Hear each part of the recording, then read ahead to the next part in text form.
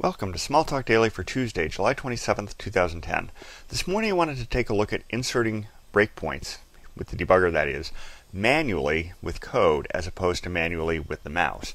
To do this, you need to run code that looks like this: code probe, insert probe into class, selector, source string, and offset. However, that code to support that isn't in the system.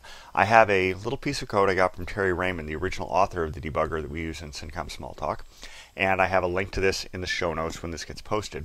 So you just file this in, and then once you do that, assuming that you can remember to put the other tick mark there, so once you do that, you get that in, and now let's just take a look at what I want to do. What I'm going to do is find the class constructor.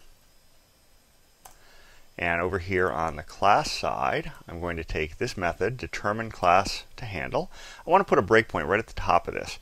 So what I'm going to do is I'm going to do this code probe insert. First I have to get the source though, because you'll notice that I need to have the source string in order to put the offset. So I'm going to do that. Now once I have the source, I'm going to go ahead and insert the probe and do that. Now if I come over here, you'll notice there it is. The probe got inserted. And in fact, if I come over to this tab where I have a little test set up, I can take this XML document and do something like this. I can say, let's get that and determine the class to handle it. We'll do it. And there's our breakpoint. You can see that we stopped right there. So that's all we really need to do. Now there's no corresponding remove probe. Easy enough to write, just haven't done it. And I'll kind of leave that as an exercise to the reader. In the meantime, if you need to remove them, of course, you can go to the debug menu and just remove all probes, or come to this one up here with the pop-up menu and remove this probe. So that's about it for today. Until next time, have fun with Smalltalk.